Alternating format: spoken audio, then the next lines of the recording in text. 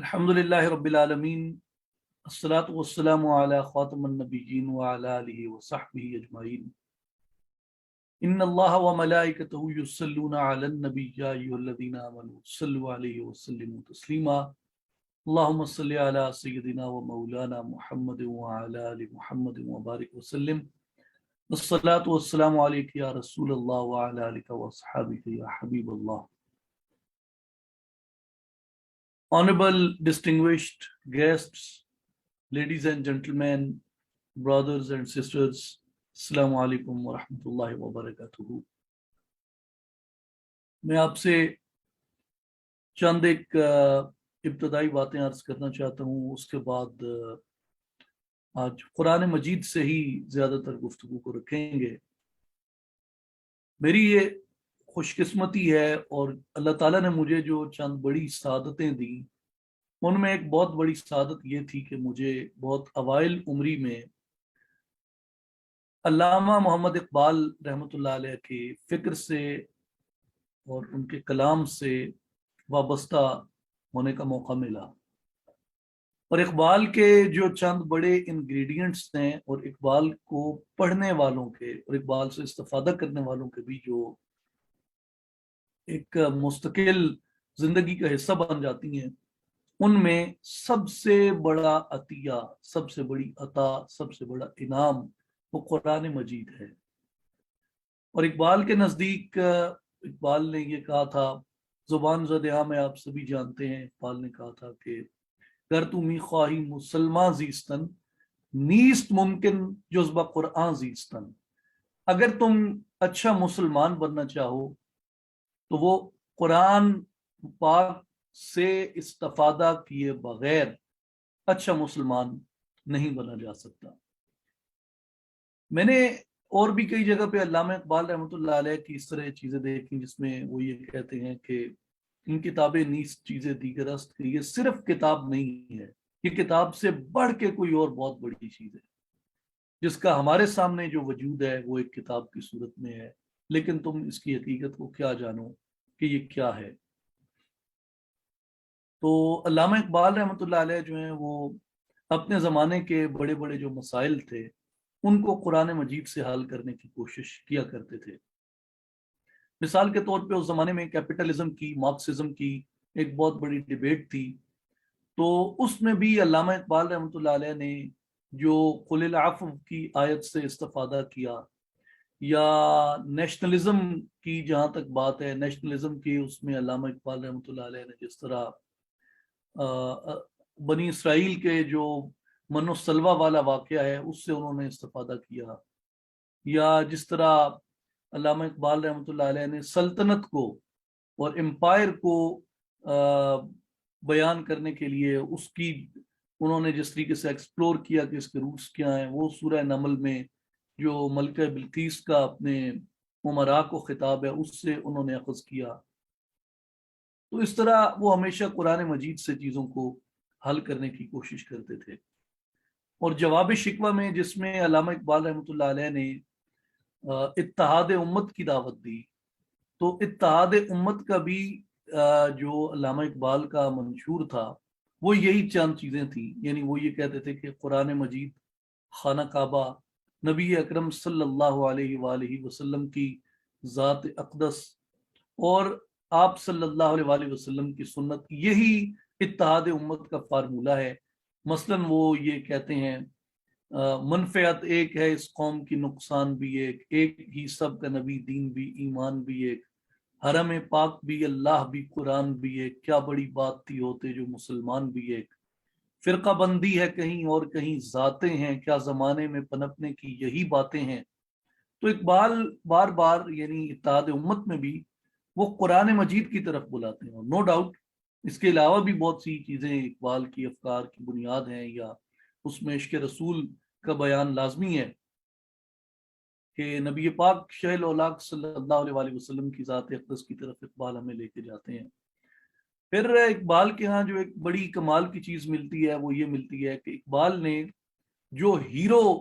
हमारे लिए सामने पेश किए, यानी आप अभी भी देखें दुनिया के अंदर जो सुपर हीरोइज्म है,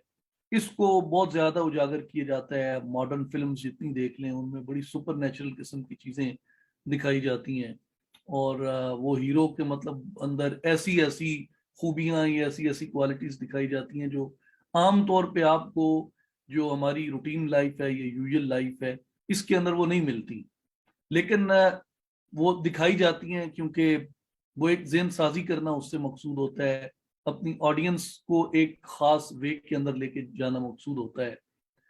علامہ اقبال نے بھی اپنی آڈینس کے لیے اسی طرح کے ہیروز متعارف کرائے. ان ہیروز میں جو سب سے بنیادی چیز علامہ اقبال نے متعارف کروائی, یعنی قرآن مجید یا نبی اکرم صلی اللہ علیہ وآلہ وسلم کی ذات اقدس کے بعد, وہ انبیاء کرام تھے. یعنی آپ کو حضرت موسیٰ علیہ السلام, حضرت ابراہیم علیہ السلام, حضرت اسماعیل علیہ السلام, حضرت سلیمان علیہ السلام کا, اسی طرح حضرت شعیب علیہ السلام اور دیگر کئی انبیاء کی آپ کو اقبال کے ہاں وہ ایک ایسی تعویلات ملتی ہیں عصائے موسیٰ سے جس طرح وہ استفادہ کرتے ہیں, یا اگر کوئی شعیب آئے میسر شبانی سے کلیمی دو قدم ہے, جیسے انہوں نے حضرت موسیٰ علیہ السلام اور حضرت شعیب علیہ السلام کے اس ریلیشن شپ کو بیان کیا. تو اسی طرح مطلب ہے اہل بیت اطہار کو اقبال نے ایک رول ماڈل کے طور پہ پیش کیا, بلکہ اقبال نے خواتین اسلام کے لیے یہ کہا کہ مادرانہ اسوہ کامل بطول سیدہ فاطمہ الزہرا رضی اللہ تعالیٰ عنہ آپ خواتین اسلام کے لیے اسوہ کامل ہیں, یہ علامہ اقبال نے کہا. اسی طرح حضرت امام حسین رضی اللہ تعالیٰ عنہ کو جس طریقے سے اقبال نے آئیڈیلائز کیا, پیش کیا, ایک فقر سکھاتا ہے سیاد کو نخچیری, ایک فقر سے قوموں میں مسکینی و دلگیری, ایک فقر سے قوموں میں خاصیت اکثیری, ایک فقر ہے شبیری اس فقر میں ہے میری, میراث مسلمانی سرمایہ شبیری. تو وہ جس طرح حضرت امام حسین رضی اللہ تعالیٰ عنہ کو آئیڈیلائز کرتے ہیں, یا امام حسن رضی اللہ تعالیٰ عنہ کو جس طرح آئیڈیلائز کیا اور یہ کہا کہ آپ جو ہیں وہ نبی اکرم صلی اللہ علیہ وآلہ وسلم کی امت کے اندر وحدت پیدا کرنے والی وہ ہستی مبارک تھے. اسی طرح علامہ اقبال رحمۃ اللہ علیہ نے خلفائے راشدین کو آئیڈیلائز کیا, اور حضرت ابو بکر صدیق کو, حضرت عمر فاروق رضی اللہ تعالیٰ عنہ کو, حضرت عثمان غنی رضی اللہ تعالیٰ عنہ کو, حضرت علی المرتضیٰ رضی اللہ تعالیٰ عنہ کو اقبال نے رول ماڈل کے طور پہ پیش کیا. پھر حضرت ابو ذر غفاری سے, ابو ایوب انصاری رضی اللہ تعالیٰ عنہ سے, اسی طرح حضرت خالد بن ولید رضی اللہ تعالیٰ عنہ اور دیگر صحابہ کرام کی اقبال نے بہت خوبصورت ایک ان کو اس میں پیش کیا. بڑی ایک اردو زبان میں لکھی ہوئی ایک بہت اچھی کتاب ہے, اگر آپ اقبال اور صحابہ کے حوالے سے پڑھنا چاہیں تو اقبال کے نجوم ہدایت, بہت بڑے پاکستان کے اسکالر تھے, عربی کے, اقبالیات کے, اردو کے, اسلامک اسٹڈیز کے بہت مایہ ناز پروفیسر ہیں. One of the Legendre's doctor ظہور احمد اظہر, ان کی کتاب ہے اقبال کے نجوم ہدایت, اقبال اکیڈمی نے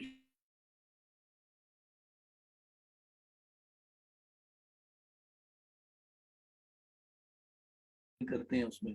تو بات یہ کہ اقبال نے ان تمام ہستیوں کو ایک رول ماڈل کے طور پہ متعارف کرایا ہے. اب میں اس سارے کو اس طریقے سے کمپریہنڈ کرتا ہوں کہ قرآن مجید, توحید باری تعالی, بیت اللہ, نبی اکرم صلی اللہ علیہ وآلہ وسلم کی ذات گرامی, صحابہ کرام, اہل بیت اطہار, انبیاء کرام, یہ وہ چیزیں ہیں جن کے ذریعے ہمارے اندر اتحاد یا وحدت یا یہ چیزیں پیدا ہو سکتی ہیں. اور میں نے یہ دیکھا ہے کہ بہت سے ہمارے درمیان جو ہیں وہ تاریخی مباحث کیے جاتے ہیں. تو تاریخ کے بارے میں ہمیں یہ جاننا چاہیے کہ تاریخ ایک ایسا علم ہے جس کا تعلق عقل سے ہے, اور اقبال کا جو نقطہ نظر ہے وہ امام غزالی والا مکتب فکر ہے, اور امام غزالی کا جو مکتب فکر ہے وہ ہماری یعنی مین سٹریم ریلیجیس تھاٹ جو ہے وہ امام غزالی اس کے سب سے بڑے فلسافیکل ریپرزینٹیٹیو ہیں, سب سے بڑے ریشنل ریپرزینٹیٹیو ہیں اس کے. تو اس تھاٹ کے اندر جو ہے وہ جتنے علوم جو عقل سے آتے ہیں وہ وحی کے تابع چلتے ہیں, یعنی وحی عقل کے تابع نہیں ہے بلکہ عقل وحی کے تابع ہے. یہی سب سے بڑی बहस आज भी दुनिया के अंदर जारी और सारी है। यानी रिलीजन और साइंस का जो सबसे बड़ा टकराव है वो है ही यही कि साइंस की ये जिद है कि मजहब मेरी बर्तरी को कबूल करे, जबकि जो अहले मजहब हैं या जो अल्लाह ताला पे या अंबिया पे या फरिश्तों पे क़यामत के दिन पे यकीन रखते हैं, उनका ये ख्याल है कि नहीं, अक्ल जो है ये एक बहुत कीमती असासा है। अल्लाह ताला ने जो नूर इंसान को अता किए हैं उन अनवार में से एक नूर अक्ल है। अक्ल की बहुत बड़ी वैल्यू, बहुत बड़ी हैसियत है, लेकिन जो वही है वो अक्ल से बालातर है। तो इसलिए जो इल्म तारीख है वो अकली इल्म है, उन वाक़यात पे मुश्तमिल है जो इंसानों ने मुरतब किए या जिनको इंसान आगे मुरतब करते हैं। लेकिन जो कुरान मजीद है ये वही है, और वही की सबसे कामिल सूरत और सबसे महफूज सूरत इस वक्त दुनिया में जो है वो कुरान मजीद है। ज़ाहिर है बाकी मज़ाहिब ने तो अपनी किताबें बदल दी, वाहिद किताब जिसके अंदर कोई तहरीफ नहीं है, जिसके अंदर कोई अमेंडमेंट नहीं हुई, जो एज इट इज़ है, जैसे कि ये नबी पाक सल्लल्लाहु अलैहि वसल्लम ने आखिरी 2 साल जिब्रील अमीन के साथ दौर किए और हिस्सों में नाजिल होने वाले कुरान मजीद को एक मुसफ़ी शक्ल अता फरमाई। ये कुरान मजीद सबसे इस वक्त महफूज तरीन वही है, बल्कि वाहिद महफूज वही है। तो इसलिए हमें अपने जो तारीखी झगड़े हैं जहां वो वही से टकराएं, तो हमें फिर ये यकीन कर लेना चाहिए कि हमें फिर तारीखी झगड़ों की बजाय कुरान मजीद के ऊपर बिलीव करना चाहिए और कुरान मजीद पर यकीन रखना चाहिए, और इसी के अंदर हमारी निजात है। ये था मुकद्दमा और ये थी तमहीदी गुफ्तगू। अब आइए उस बात की तरफ जो अपने मुख्तलिफ जावियों से पहुंचते हैं, और नाचीज अगर अपने बारे में कहे तो मुझे यहाँ तक लाने में अल्लामा इकबाल रहमतुल्लाह अलैह का एक बड़ा हिस्सा है। एक तो उन्होंने जो आइडियल्स अपने कलाम में पेश किए, और सेकेंडली जिस तरीके से उन्होंने कुरान मजीद से हमें मुतारिफ करवाया, कुरान के साथ हमें जोड़ा, कुरान मजीद के अनवार से हमें रोशनी देने की जो सुजू पैदा की। तो मैंने जब गौर किया कुरान मजीद में और मुख्तलिफ शयूख से, असातिज़ा से, बड़ों से, अकाबिर से जब सुना, उनकी पापोश बर्दारी की, उनके जूते झाड़े, तो उससे ये पता चला कि अगर आप कुरान मजीद पढ़ें तो ये इसमें कोई शक नहीं है कि ये अल्लाह पाक की रस्सी है, और ये आपको अल्लाह पाक के साथ जोड़ती है, हिदायत से और ईमान के साथ जोड़ती है, ऐसी रस्सी है। सेकेंडली ये कि कुरान मजीद को जिस वक्त आप बतौर एक अपने लिए किताब हिदायत के कबूल कर लेते हैं तो फिर कोई झगड़ा रह नहीं जाता। उसमें मिसाल के तौर पे मैंने 11 आयात का इंतखाब किया है जो मैं आपके सामने पेश करना चाहता हूँ कुरान मजीद से, जिसमें जो पहली आयत है वो सूरह बकरा से है। उसमें अल्लाह तबारक व तआला ने आयत नंबर 218 है, इसमें उन लोगों की तारीफ की जिन्होंने नबी अकरम सल्लल्लाहु अलैहि वसल्लम की मुआवनत की, नबी पाक सल्लल्लाहु अलैहि वसल्लम की खातिर जिन्होंने मसाइब और मुश्किलात बर्दाश्त किए। कुरान मजीद उनको किस तरीके से इंट्रोड्यूस करवाता है। आज सारी गुफ्तगू इसी के ऊपर होगी, और कुरान से बाहर मैं कोई रेफरेंस नहीं दूंगा, सिर्फ कुरान मजीद के अंदर से ही 11 आयात मुबारक हैं, उनके ऊपर हम बात करेंगे। आयत नंबर 218 सूरह अल बकरा में अल्लाह ताला फरमाते हैं, लल्लज़ीना आमनू वल्लज़ीना हाजरू वजाहदू फी सबीलिल्लाह उलाइका यरजून रहमतल्लाह वल्लाहु गफूरुर रहीम। और वो लोग, इसमें अब आप हिस्से देखिए, इन्नल्लज़ीना आमनू, पहले वो लोग हैं जो ईमान लाए, वल्लज़ीना हाजरू, और दूसरे नंबर पे वो लोग बयान किए जिन्होंने हिजरत की, वजाहदू फी सबीलिल्लाह, और तीसरे नंबर पे वो लोग बयान किए जिन्होंने अल्लाह की राह में जिहाद किया। उलाइका यरजून रहमतल्लाह, ये चौथा हिस्सा है कि ये अल्लाह की रहमत की उम्मीद रखते हैं और उसकी रहमत के मुतलाशी हैं। तो आप इन चारों में देखें, इन्नल्लज़ीना आमनू, यानी ये कुरान मजीद जब नाजिल हुआ तो कौन लोग थे जो ईमान लाए थे? ज़ाहिर सहाबा किराम रिदवानुल्लाह अलैहिम अजमईन थे, जिनके ईमान लाने की मौजूदगी में कुरान मजीद नाजिल हो रहा है। वल्लज़ीना हाजरू, और सहाबा में भी फिर वो लोग जिन्होंने आप सल्लल्लाहु अलैहि वसल्लम के साथ हिजरत की, यानी वो चाहे हबशा की तरफ हिजरत करके गए हों, मदीना मुनव्वरा की तरफ हिजरत करके गए हों। وجاہدوا فی سبیل اللہ، اور وہ لوگ جنہوں نے اللہ کی راہ میں جہاد کیا. ایک تو یہ قیامت تک کے لیے آنے والے وہ لوگ جو اللہ کی راہ میں چلیں گے، جدوجہد کریں گے، ان کے بارے میں ہے. لیکن اگر آپ اس اسپیسیفک ٹائم پیریڈ کے اندر دیکھیں تو یہ صحابہ کرام کے بارے میں آتا ہے. وجاہدوا فی سبیل اللہ، یعنی ایمان بھی لائے. یہ ایک مشکل امر تھا کیونکہ سوسائٹی ایکسیپٹ نہیں کر رہی تھی، لیکن صحابہ نے سوسائٹی کو چھوڑا اور سوسائٹی کی بجائے اللہ اور رسول اللہ کے ساتھ کھڑے ہو گئے. ان الذین آمنوا والذین ہاجروا، اور انہوں نے ہجرت کی. یعنی پھر وہ ایک جو تھا وہ سوشل پریشر جو تھا اس کو انہوں نے بیئر کیا، اور انہوں نے اپنا گھر بار، مال و متاع، سرداریاں، ہر چیز چھوڑ کے یہ آپ صلی اللہ علیہ وسلم کے ساتھ گئے. وجاہدوا فی سبیل اللہ، پھر انہوں نے اپنی جان تک قربان کر دی اور بدن کے ساتھ یہ آپ صلی اللہ علیہ وسلم کے شانہ بشانہ انہوں نے مار کے لڑے. اولئک یرجون رحمت اللہ، اور یہ وہ لوگ ہیں جو اللہ کی رحمت کی امید رکھتے ہیں. اس لیے کہ ایمان لانے سے، حضور کے ساتھ ہجرت کرنے سے، حضور کے ساتھ جدوجہد کرنے سے یہ چاہتے کیا ہیں؟ چاہتے یہ ہیں کہ ہم پہ اللہ کی رحمت ہو جائے. تو اللہ تعالیٰ نے قرآن مجید میں فرمایا واللہ غفور الرحیم، اللہ تعالیٰ بخشنے والا مہربان ہے. یعنی ان چاروں اعمال کے اوپر، امید رحمت الہی اور پریکٹیکل سٹرگل اور ہجرت اور آپ صلی اللہ علیہ وسلم پہ ایمان لانا، اس کے عوض اللہ تعالیٰ نے ان کو اپنی صفات بیان کی کہ میں بخشنے والا بھی ہوں اور مہربان بھی ہوں. تو بنیادی طور پہ اس آیت مبارکہ میں صحابہ کرام رضوان اللہ علیہم اجمعین کی تعریف فرمائی ہے اللہ تبارک و تعالیٰ نے. اس کے بعد آئیں سورہ توبہ آیت نمبر 117 میں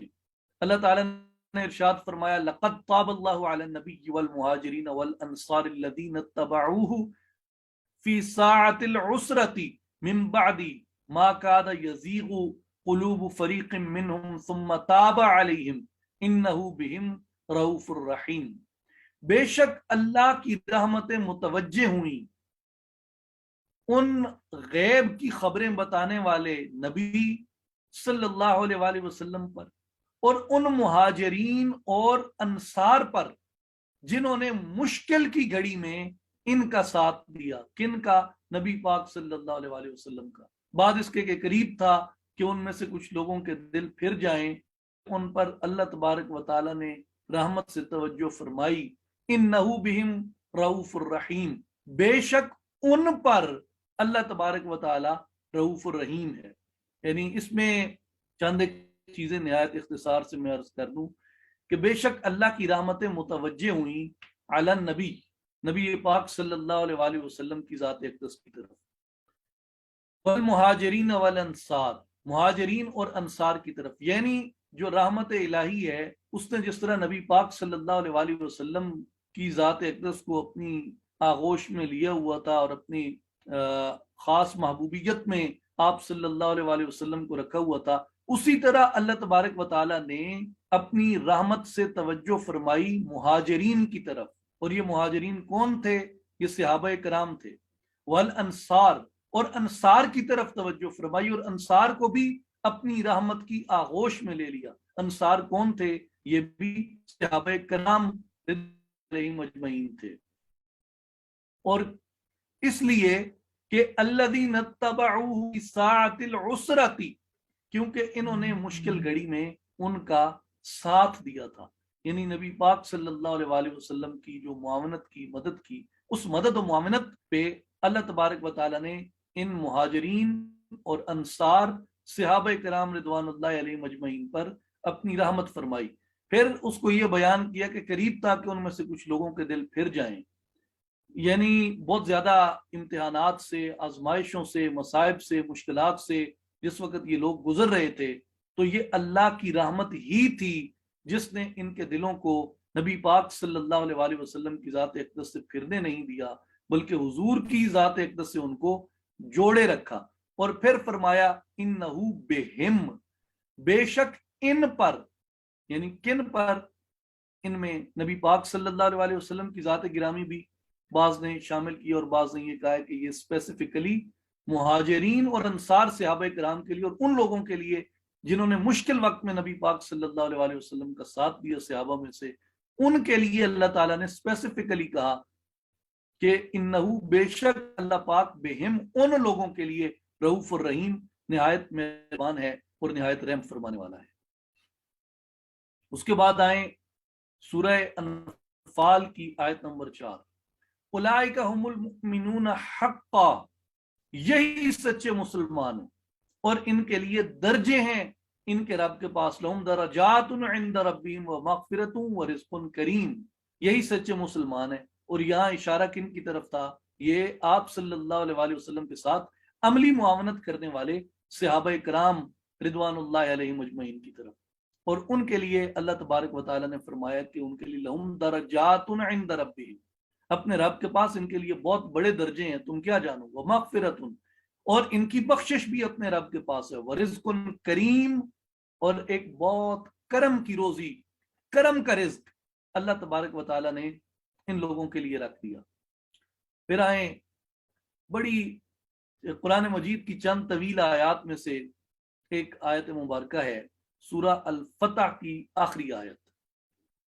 محمد الرسول اللہ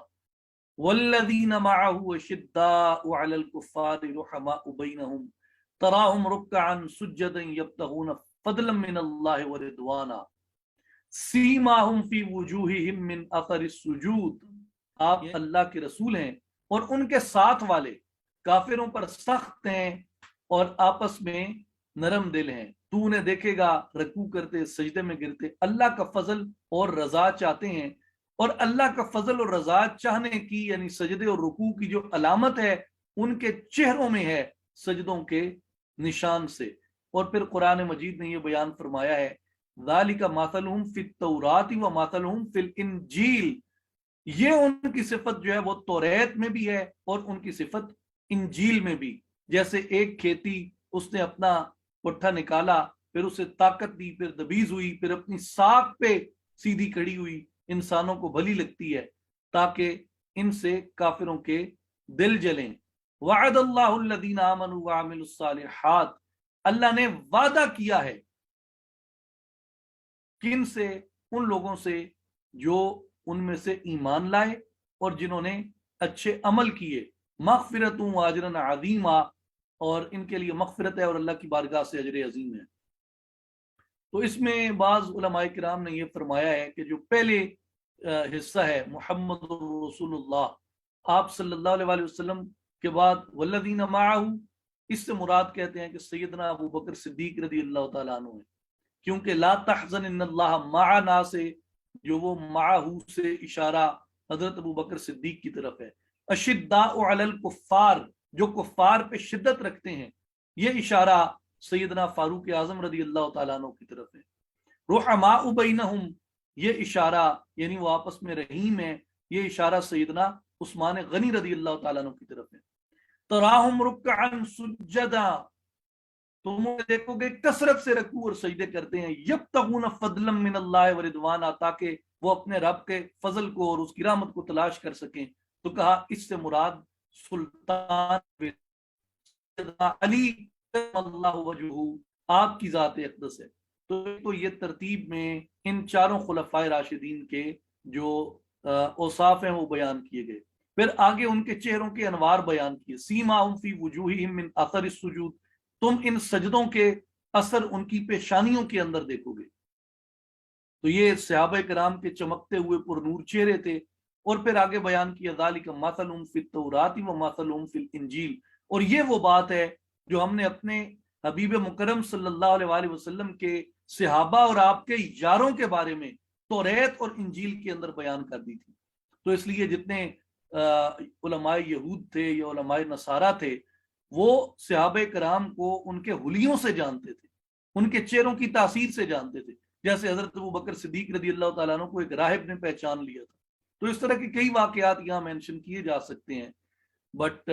remaining strictly with in Quranic paradigm. Secondly اس میں یہ بات ہے کہ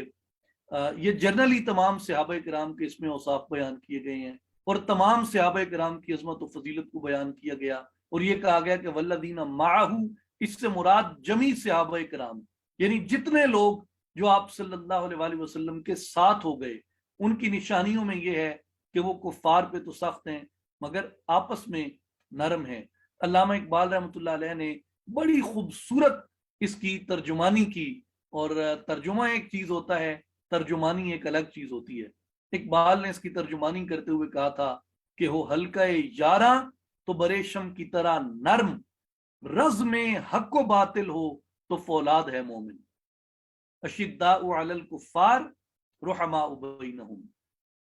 اور اس آیت کے آخر میں اللہ تبارک و تعالی نے اجر عظیم کی اور مغفرت کی نوید سنائی ان صحابہ کرام رضوان اللہ علیہم اجمعین کو۔ اس کے بعد آئیں سورہ حجرات کی آیت نمبر 3 میں اللہ تبارک و تعالی نے صحابہ کرام کو جب یہ ارشاد فرمایا تھا اس سے پچھلی آیت میں کہ میرے محبوب کے سامنے اپنی آوازوں کو اونچا نہ کیا کرو، تو صحابہ کرام نے اپنی آوازیں پست کر لیں آپ صلی اللہ علیہ وسلم کے سامنے۔ میں ایک روایت صرف عرض کر دوں سیدنا عمر رضی اللہ تعالیٰ عنہ کی کہ آپ کی آواز مبارک بڑی گرجدار تھی، لیکن جب یہ آیت اتری نا کہ لا ترفعوا اصواتکم، اپنی آوازوں کو نیچے کر لو حضور کی آواز سے اونچا نہ ہونے پائیں، تو حضرت عمر سرگوشی میں بات کرتے تھے۔ تو نبی پاک صلی اللہ علیہ وسلم کئی مرتبہ استفسار کرتے کہ عمر کیا کہہ رہے ہو، اتنا آہستہ بولتے حضور کے سامنے۔ تو جب اور بھی صحابہ کرام کی اس بارے میں روایات ہیں، تو جب یہ حالت ہوئی نا صحابہ کرام کی، تو اللہ تعالیٰ نے پھر ان کو ایک انعام عطا کیا، اور وہ انعام جو تھا وہ سورہ فتح کی آیت نمبر 3 تھی، اور انعام یہ تھا ان الذین یغضون اصواتهم عند رسول اللہ اولئک الذین امتحن اللہ قلوبہم للتقوی، بے شک وہ لوگ جنہوں نے اپنی آوازیں نبی پاک صلی اللہ علیہ وسلم کے سامنے نیچی کر لی ہیں، یہ وہ لوگ ہیں جن کے دلوں کو اللہ تبارک و تعالیٰ نے تقوی کے لیے چن لیا ہے۔ لہم مغفرت و اجر کریم،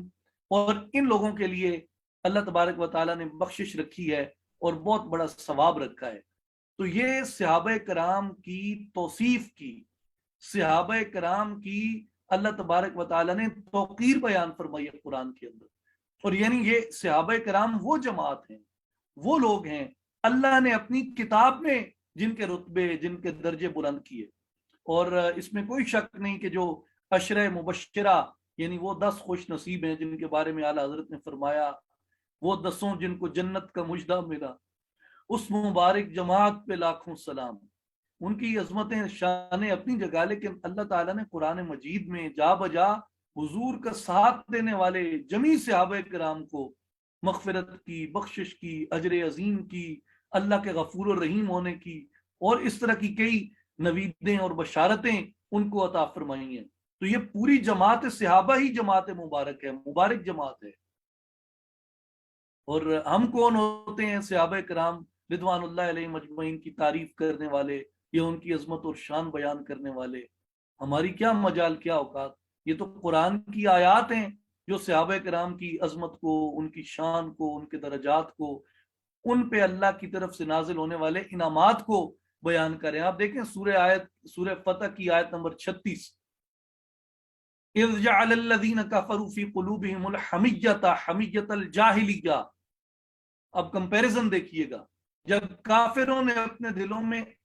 کی وہی جو زمانے جاہلیت کی تھی، یعنی ان کے اوپر زمانہ جاہلیت کی اڑ، زمانہ جاہلیت کی اناپرستی کفار کے دلوں میں تھی، لیکن صحابہ کو کیا عطا کیا؟ فانزل اللہ سکینتہ علی رسولہ وعلی المؤمنین والزمہم کلمۃ التقوی وکانوا احق بہا واہلہا وکان اللہ بکل شیء علیما۔ اللہ نے اپنے اطمینان یعنی جو سکینہ کا انعام ہے وہ اپنے رسول صلی اللہ علیہ وسلم پر اور ایمان والوں پر اتارا، اور پرہیزگاری کا کلمہ ان کے اوپر لازم فرما دیا، اور وہ اس کے زیادہ حقدار اور اس کے اہل تھے، اور اللہ سب جانتا ہے۔ اب آپ آیت کے کانٹینٹ میں غور کریں کہ ایک طرف تو وہ لوگ تھے جن کے دلوں کے اندر زمانہ جاہلیت کی اڑ تھی، زمانہ جاہلیت کا فساد تھا، زمانہ جاہلیت والی انا تھی، لیکن اس کے مقابلے میں صحابہ کے دلوں میں کیا تھا؟ صحابہ کے دلوں میں اللہ تعالیٰ نے سکینہ کو رکھا تھا، ان کے دلوں کے اندر اللہ تبارک و تعالیٰ نے اطمینان کو رکھا تھا، سیٹسفیکشن کو رکھا تھا، ایمان کی ہائیسٹ سٹیج کو رکھا تھا ان کے دلوں کے اندر۔ وَأَلْزَمَهُمْ كَلِمَةَ التَّقْوَى، اور جو پرہیزگاری کا کلمہ تھا وہ ان کے لیے لازم کر دیا. وَكَانُوا أَحَقَّ بِهَا وَأَهْلَهَا، وہ اس بات کے بہت زیادہ حقدار بھی تھے اور اس بات کے اہل بھی تھے. کس بات کے؟ اس کی مفسرین نے فرمایا اس سے ایک سے مراد یہ ہے کہ الزمہم کلمۃ التقوی، ان کے اوپر جو کلمہ تقوی کو لازم کیا گیا وہ اس بات کے حقدار بھی تھے اور اہل بھی تھے.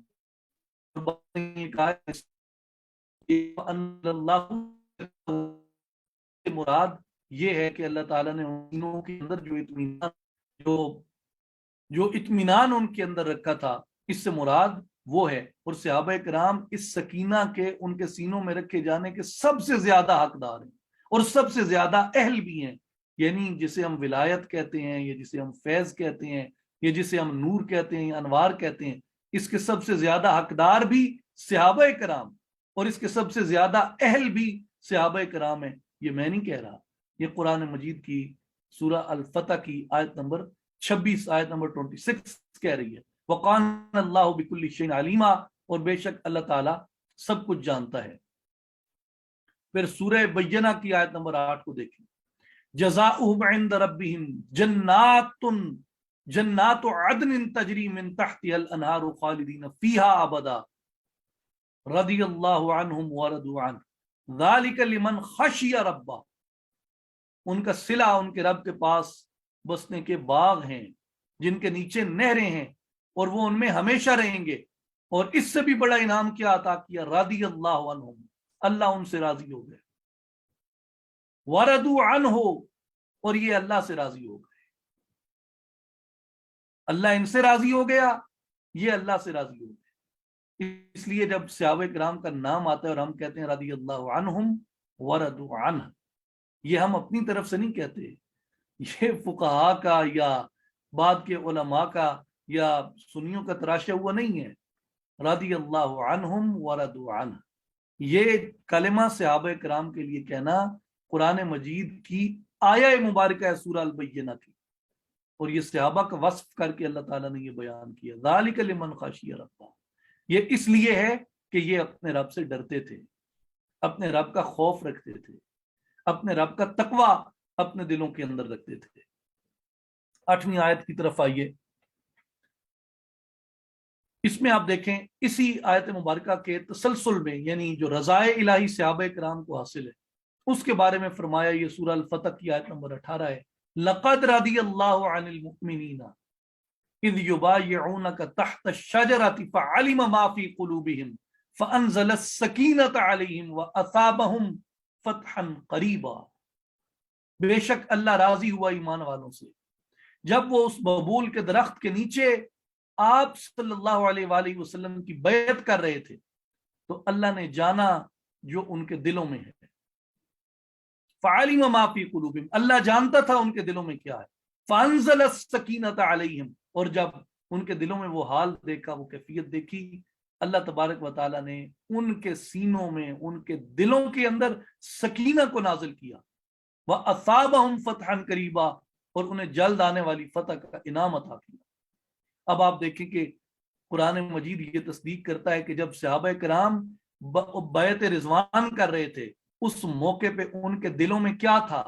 اتنی سچائی تو تھی، اتنا جذبہ خالص تو تھا، اتنی پیور انٹینشن تو تھی ان کے دلوں کے اندر کہ جس کو اللہ تبارک و تعالیٰ نے اتنا پسند کیا کہ قرآن مجید میں اس کی تحسین کی، اس کے حسن کو، اس کے وصف کو بیان کیا کہ اتنے پیارے خیال سے میرے نبی کے یہ جانثار میرے نبی کے ہاتھ پہ بیعت کر رہے تھے کہ فَأَنزَلَ السَّكِينَةَ عَلَيْهِمْ، میں جانتا تھا ان کے دلوں میں کیا ہے، اس لیے میں نے ان کے دلوں میں سکینہ کو نازل کر دیا. اور پہلے حصے میں کیا کہا؟ لَقَدْ رَضِيَ اللَّهُ عَنِ الْمُؤْمِنِينَ، اللہ ان ایمان والوں سے راضی ہو گیا. تو صحابہ کرام سے اللہ راضی ہے، یہ قرآن مجید بار بار تصدیق کرتا ہے، بار بار تصدیق کرتا ہے. اور جس طرح قرآن مجید نبی پاک صلی اللہ علیہ وآلہ وسلم کی نعت ہے، میرے بھائیوں اور میری بہنوں، اسی طرح قرآن مجید میں جہاں ایمان والوں کی تعریف کی گئی، جہاں جد و جہد کرنے والوں کی تعریف کی گئی، جہاں اعمال صالحہ کرنے والوں کی تعریف کی گئی، اس میں اول مراد صحابہ کرام ہیں. یہ سارا جماعت صحابہ تھی جو ایمان لائے، جنہوں نے جدوجہد کی، جنہوں نے گھر بار چھوڑے، جو اللہ کی رضا اور اس کی خوشنودی چاہتے تھے۔ کیا کیا چیزیں اس کے اندر بیان کی جا سکتی۔ پھر آئیں آپ سورہ حشر کی 2 آیات کو دیکھتے ہیں، جن میں اللہ تبارک و تعالیٰ نے فرمایا ہے کہ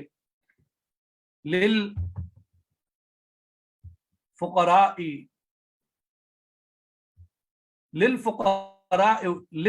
المہاجرین الذین اخرجوا من دیارہم واموالہم یبتغون فضلا من اللہ ورضوانا وینصرون اللہ ورسولہ اولئک هم الصادقون۔ اور یہ جو مال فے ہے، یہ جو مال فے ہے، یہ مال فے جو ہے یہ کن کے لیے ہے؟ یہ ان مہاجرین کے لیے ہے، یہ ان نادار مہاجرین کے لیے ہے جو اپنے گھروں سے ہجرت کر کے آئے ہیں اور جن کو ان کے گھروں سے، ان کے شہروں سے، ان کے اموال سے نکال دیا گیا۔ یبتغون فضلا من اللہ ورضوانا، اور یہ لوگ اللہ کی رضا اور اس کے فضل کی تلاش میں، انہوں نے اپنے دیار بھی چھوڑ دیے، یعنی وطن بھی چھوڑ دیا، اپنے اموال بھی چھوڑ دی اور یہ سب کچھ چھوڑ دیا، اور کیا کرتے ہیں؟ وَيَنْصُرُونَ اللَّهَ وَرَسُولَهُ، یہ اللہ اور اس کے رسول صلی اللہ علیہ وآلہ وسلم کی مدد کرتے ہیں، اللہ کی مدد کرتے ہیں، اللہ کے رسول کی مدد کرتے ہیں۔ اولئک هم الصادقون، یہی تو سچے لوگ ہیں۔ اب آپ غور کریں اس آیت میں، نادار صحابہ کرام کا ذکر کیا، نادار مہاجرین کا ذکر کیا، جنہیں ان کے وطن سے اور ان کے اموال سے بے دخل کر دیا گیا، لیکن انہوں نے وطن کو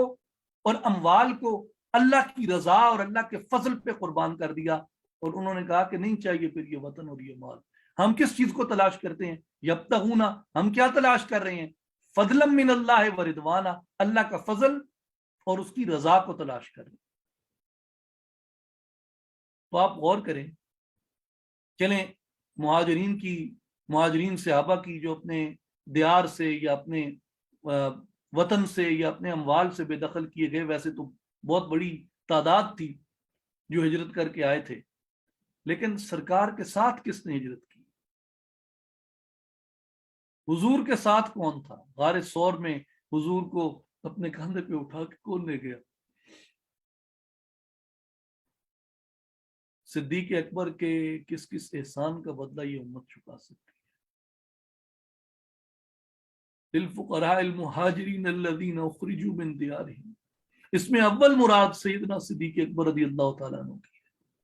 اور اللہ نے قرآن میں تصدیق کی، اولئک هم الصادقون، یہی سچے لوگ ہیں۔ تو ابو بکر صدیق سے میری محبت، فاروق اعظم سے میری محبت، عثمان غنی سے میری محبت، علی المرتضیٰ شیر خدا سے میری محبت، اور دیگر جماعت صحابہ سے، ازواج مطہرات سے میرا احترام اور ادب کا جو رشتہ ہے وہ میرا اختیاری نہیں ہے، وہ اللہ تبارک و تعالیٰ کی تعلیم سے ہے جو قرآن میں دی گئی ہے۔ وہ میرا کوئی تعصب نہیں ہے، وہ میری عصبیت نہیں ہے، وہ قرآن سے ہے جو قرآن نے مجھے سکھایا ہے۔ اللہم صل۔ پھر اس سے اگلی آیت دیکھیں، یہاں پچھلی آیت میں مہاجرین کی توصیف ہوئی ہے سورہ حشر میں، اگلی آیت میں اللہ تعالیٰ نے انصار کی تعریف کی، والذین تبوؤا الدار والایمان من قبلہم یحبون من ہاجر الیہم ولا یجدون فی صدورہم حاجتا مما اوتوا ویؤثرون علی انفسہم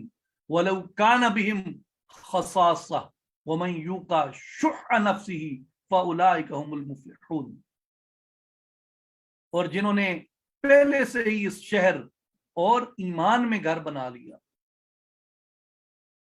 یحبون من ہاجر الیہم، اور دوست رکھتے ہیں انہیں جو ان کی طرف ہجرت کر کے گئے، اور کیا فرمایا کہ وہ اپنے دلوں میں، وہ ولا یجدون فی صدورہم حاجتا، وہ اپنے دلوں میں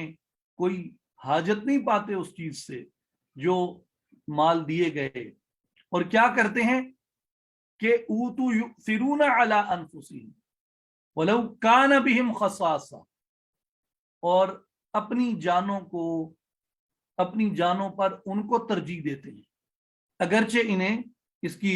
شدید محتاجی بھی ہو۔ اس میں بنیادی طور پہ تو اس مال فے کے بارے میں بیان کیا گیا۔ جو مال فے جو ہے وہ اوپر بیان ہوا مہاجرین کے لیے، اور یہاں کہا گیا کہ یہ جو مال فے ہے یہ ان کے لیے بھی ہے جنہوں نے اس شہر کو پہلے اپنا گھر بنا لیا، یعنی مدینہ منورہ میں جو پہلے سے بستے تھے۔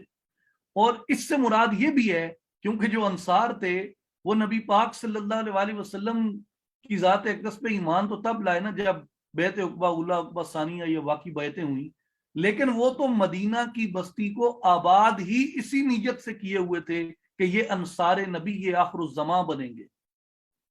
تو انہوں نے اس ایمان کو اپنا مسکن صدیوں قبل بنا لیا تھا جب طبع یمانی شہنشاہ یہاں سے گزرا تھا، والایمان، اور انہوں نے ایمان میں بھی اپنا گھر بنا لیا۔ اور یہ کیا کرتے ہیں، یہ یحبون من ہاجر الیہم، اور جو لوگ دنیا بھر سے ہجرت کر کے اس وقت مدینہ منورہ میں جمع ہو رہے ہیں رسول پاک کی معاونت کے لیے، رسول پاک کی مدد کے لیے، رسول پاک پہ ایمان لانے کے لیے، دنیا بھر سے جو لوگ ہجرت کر کے آتے ہیں، یہ انصار ان سے محبت کرتے ہیں، یہ انصار ان سے محبت کرتے ہیں۔ اور کیا وَلَا يَجِدُونَ فِي صُدُورِهِمْ حَاجَةً، اور یہ جو ہیں انصار، اللہ تعالیٰ نے ان کو اتنے کھلے سینے عطا کیے کہ اگر باہر سے آنے والوں کو زیادہ مال عطا کر دیا جائے تو یہ اپنے دلوں میں کوئی تنگی نہیں پاتے کہ ہمیں تھوڑا کیوں ملا اور انہیں زیادہ کیوں ملا۔ ان کے دلوں میں یہ تنگی نہیں ہے، اور یہ اپنی جانوں پر،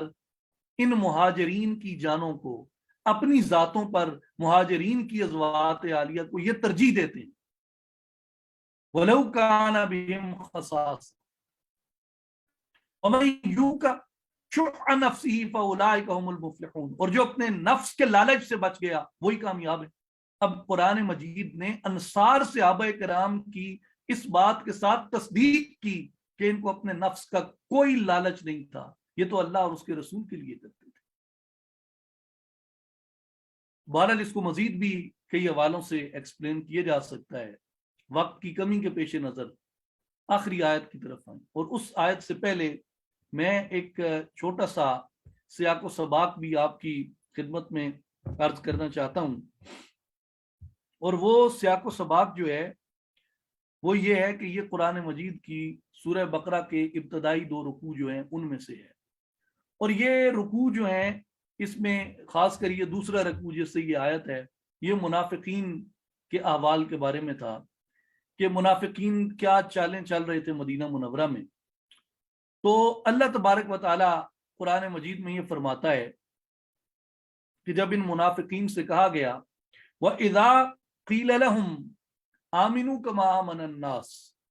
اے منافقو تم ایمان لے آؤ ان لوگوں کی طرح، یعنی اشارہ یہاں صحابہ کرام کی طرف تھا کہ تم آدھے ادھر اور آدھے ادھر، اوپر سے ادھر اور اندر سے ادھر، وَإِذَا خَلَوْا إِلَىٰ شَيَاطِینِهِمْ، وہ جب اپنے شیطانوں میں جا کے بیٹھتے ہیں تو کہہ لیں یہ ہم تمہارے ساتھ ہیں۔ تو فرمایا کہ ادھر مومنوں کے ساتھ ہو ادھر شیطانوں کے ساتھ ہو، وہ پنیر نال یہ رانے وینے جوگی والوی پھیرے، بھئی ایک پاسے ہو جاؤ، یہ ادھر ہو جاؤ، یہ ادھر ہو جاؤ۔ تو کہا کہ تم ایمان لے آؤ، اور مثال کسے بنایا، کما آمن الناس، جیسے یہ میرے محبوب کی جماعت ہے، یہ لوگ ہیں جیسے یہ ایمان لے کے آئے۔ تو منافقوں نے کیا جواب دیا، قالوا انؤمن کما آمن السفہاء، کیا ہم ان بے وقوف لوگوں کی طرح ایمان لے کے آئیں؟ یہ قرآن کے الفاظ ہیں۔ معاذ اللہ منافقین نے یہ کہا کہ صحابہ کی طرف اشارہ کر کے کہ یہ تو بے وقوف لوگ ہیں جو ایمان کے لیے گھر بار چھوڑے بیٹھے ہیں۔ بھلا گھر بار بھی کوئی چھوڑنے کی چیز ہے؟ بیوی بچے بھی کوئی چھوڑنے کی چیز ہے؟ یہ بیوی بچے گھر بار مالداریاں اپنی سرداریاں چھوڑ کے تو ایک شخص کے پیچھے یہاں بیٹھے ہیں اور کہتے ہیں بھائی یہ نبی ہے اور ہم اس پہ ایمان لائیں اور ایمان کی خاطر ہم سب کچھ چھوڑ دیں گے، تو انہوں نے کہا کہ یہ تو بیوقوف ہے، ہم بیوقوفوں کی طرح ایمان لائیں۔ تو اب صحابہ کرام کی جن لوگوں نے تحقیر کی، صحابہ کرام کے بارے میں جن لوگوں نے یعنی اس طرح کی مضحکہ خیز زبان، تحقیر کرنے والی زبان انہوں نے بیان کی، یا اس کو تحمیق کہیں، انہوں نے اس کی تحمیق کی، تو اس کا جواب صحابہ نے نہیں دیا، اس کا جواب نہ مہاجرین نے دیا، نہ انصار نے دیا، نہ صحابیات نے دیا، نہ نبی پاک صلی اللہ علیہ وآلہ وسلم نے دیا۔ اس کا جواب وحی الہی کی صورت میں آیا، اور اس کا جواب یہ آیا کہ اذا قیل لهم آمنوا کما آمن الناس قالوا انؤمن کما آمن السفہاء، کہ جب ان سے کہا جاتا ہے ایمان لے آؤ جیسے یہ لوگ ایمان لے آئے ہیں، تو کہتے ہیں کہ ہم بیوقوفوں کی طرح ایمان لائیں۔ تو قرآن میں اللہ نے جواب دیا الا انہم ہم السفہاء ولکن لا یعلمون، حقیقت یہ ہے کہ یہ لوگ خود بے وقوف ہیں مگر ان کو سمجھ نہیں ہے اس بات کی۔ تو گو کہ اس کا ایک اشارہ باز نے یہ بیان کیا کہ ایمان نہ لانا بے وقوفی کی علامت ہے، حق ظاہر ہونے کے بعد بھی پھر جانا یہ بے وقوفی ہے۔ اور صحابہ کرام کی اس کے اندر عقل مندی کی تحسین کا پہلو نکلتا ہے، اور ان کے ایمان کی تو تحسین ہے ہی ہے، اس میں ان کی عقل مندی کا بھی اس میں پہلو نکلتا ہے کہ وہ زیادہ عقل والے تھے، کہ جو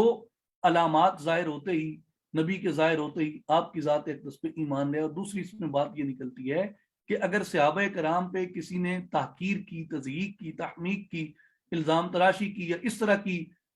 جس کو کہتے ہیں کہ انہوں نے جملہ بازی کی، تو اس کا جواب اللہ تعالیٰ نے دیا۔ اور اس لیے صحابہ کرام رضوان اللہ علیہم اجمعین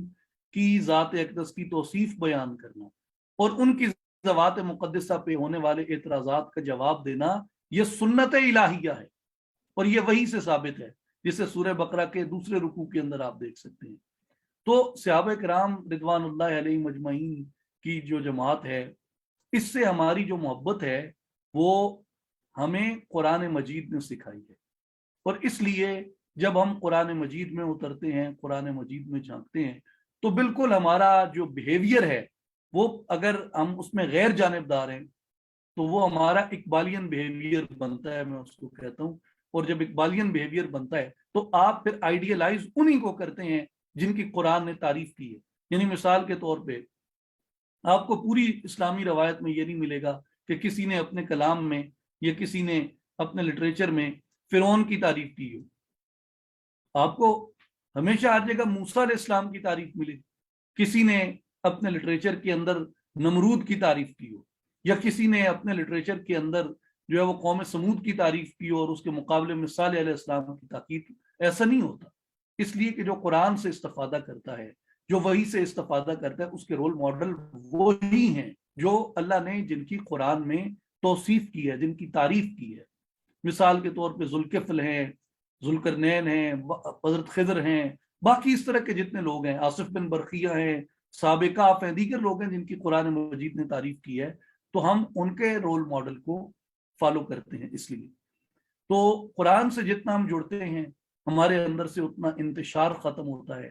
اتنی یہ جو فرقہ واریت ہے یہ ختم ہوتی ہے، اور یہ جتنے وہ نفوس عالیہ، وہ ارواح قدسیہ جن کو اللہ تبارک و تعالیٰ نے اپنے انعامات خاص سے، اپنے فضل خاص سے، اپنی رحمت خاص سے جن لوگوں کو نوازا ہے، ان کی محبت ہمارے دلوں میں، ہمارے سینوں میں جاگزین ہوتی ہے۔ اللہ تعالیٰ ہمیں عمل کی توفیق عطا فرمائے اور قرآن مجید کے فیض سے ہمارے سینوں کو کھول دے، نبی پاک صلی اللہ علیہ وآلہ وسلم کی رحمت سے ہمارے سینوں کو کھول دے،